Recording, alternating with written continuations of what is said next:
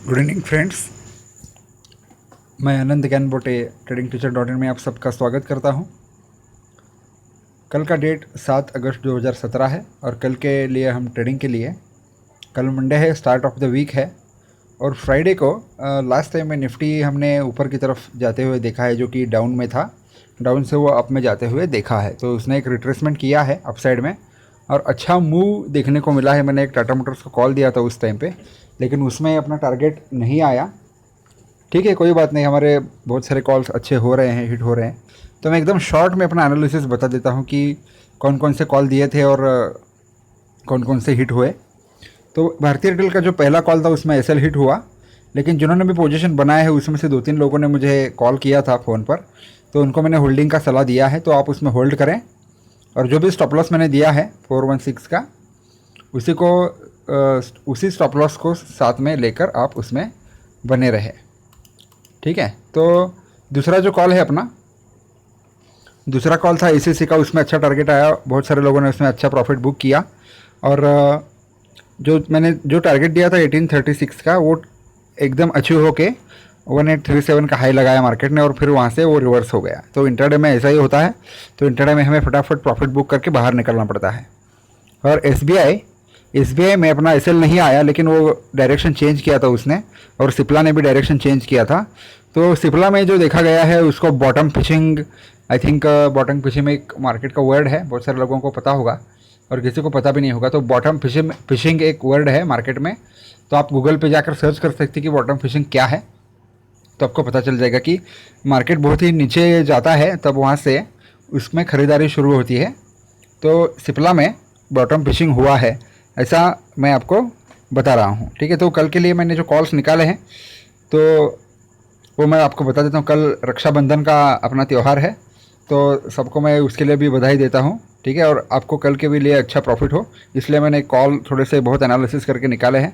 Nifty ऊपर आने की वजह से सेल कॉल में थोड़ा सा मुझे सिग्नल नहीं मिल रहा था, फिर भी मैंने मिड कैप से सिग्नल्स निकाले हैं। और अपना कमोडिटी का सीरीज़ अच्छे से चल रहा है, उस पर भी कमेंट्स आ रहे हैं, बहुत सारे लोग देख रहे हैं, उसका लाभ उठा रहे हैं। ठीक है, तो जब कमोडिटी का सीरीज़ ख़त्म होगा तो उसमें हम कमोडिटी में ट्रेडिंग कैसे करेंगे वो जानेंगे, कौन कौन से टेक्निकल इंडिकेटर्स उसमें काम में आते हैं, वो सब हम देखने वाले हैं। तो कमोडिटी का वीडियो अपना सीरीज चल रहा है, आज तक अपना थर्ड एपिसोड अपलोड हुआ है जिंक के ऊपर।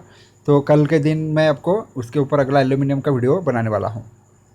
ठीक है, तो टुमारोज कॉल के लिए बीपीसीएल और कोल इंडिया बाई में अपने निकाले हैं बाई के लिए, और सेल कॉल से अपोलो टायर और एक्साइड इंडस्ट्रीज़। ये निफ्टी 50 में से स्टॉक नहीं है, ये मिड कैप 50 से है और यहाँ पे मूवमेंट थोड़ा ज़्यादा होता है और उसमें एसएल और टारगेट पॉइंट्स भी बढ़ जाते हैं। ठीक है, तो बीपीसीएल जो है उसका जो करंट क्लोजिंग है वो है 517.90, तो आपको इसको बाय करना है अराउंड 512 से लेकर 515 के बीच में।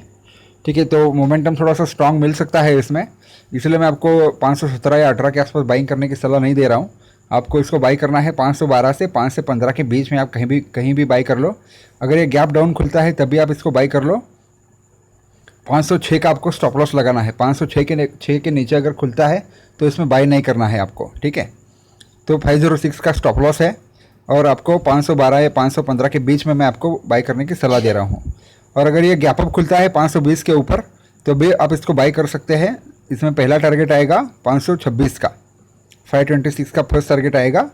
और जब आप पोजीशन बनाओगे तब अपने स्टॉप लॉस को इंट्राडे के लिए ट्रेल करना मत भूलिएगा। ठीक है, और दूसरा जो टारगेट मैं आपको दे रहा हूँ बीपीसीएल में वो है 528 रुपीज़ का, 528 रुपीज़ का दूसरा टारगेट है। तो इसमें मैं थोड़ा सा कॉन्फिडेंस ज़्यादा है मेरा बीपीसीएल पे, तो देखते हैं कि कल क्या होता है। कोल इंडिया दूसरा कॉल है, कोल इंडिया का क्लोजिंग 249.20 है, मतलब 250 के आसपास इसका क्लोजिंग हुआ है। इसको आपको बाई करना है 243 से लेकर 246 के बीच में। ठीक है, और 238 का स्टॉप लॉस रहेगा इसके लिए, और इसमें पहला जो टारगेट आएगा वो है 253 का। मान लो आपने 250 पे भी बाई किया है तो भी 3 रुपये का पहला टारगेट है और दूसरा टारगेट 257 का।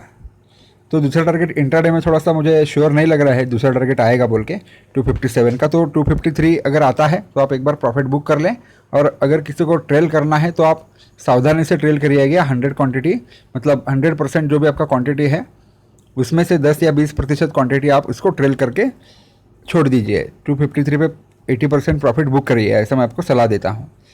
तीसरा कॉल है अपोलो टायर का, ये है मिड कैप में से निकाला गया है और ये सेल सिग्नल में स्ट्रॉन्ग है और थोड़ा सा इसमें भी थोड़ा सा मेरा कॉन्फिडेंस थोड़ा सा कम है अपोलो टायर पे, तो इसमें क्वांटिटी में कम क्वांटिटी ट्रेड कीजिएगा। अपोलो टायर का अभी करंट रेट है, क्लोजिंग का रेट 262 262.25 का है, तो इसको आपको सेल करना है 263 264 के आसपास और इसका स्टॉप लॉस जो है 271 का है। ठीक है, जो भी ट्रेंड क्लाइंट्स है वो जाकर चेक कर सकते हैं कि स्टॉप लॉस कैसे चेक करना है। तो 271 का स्टॉप लॉस मैं आपको दे रहा हूँ, मतलब अपना जो 200 रुपये वाला स्टॉक है, तो इसमें थोड़ा सा 10 पॉइंट का स्टॉप लॉस कैसे आएगा, तो ये आपको थोड़ा सा क्वेश्चन आएगा। तो मैं इसीलिए आपको बोल रहा हूँ कि जितना भी ट्रेनिंग ली है लोगों ने वो जाकर चेक करें। 271 का स्टॉप लॉस मैं आपको दे रहा हूँ अपोलो टायर पे और आपको इसको सेलिंग की सलाह दे रहा हूँ। इसका जो पहला टारगेट मैं आपको बता रहा हूँ 254.50 का, 254.50 का, और दूसरा टारगेट है 251.50 का। ठीक है, और चौथा जो कॉल है एक्साइड इंडस्ट्रीज़ का, इसमें मैं श्योर हूँ, कॉन्फिडेंट हूँ, तो इसको आपको सेल करना है टुमारो। 215.80 इसका क्लोजिंग है, तो आपको इसको सेल करना है 216-17 के बीच में। ठीक है, और इसका जो स्टॉप लॉस है 222 या फिर 223 का, आप इसको स्टॉप लॉस लगाइए। पहला टारगेट मैं आपको दे रहा हूँ 210 का और दूसरा टारगेट है 208 का।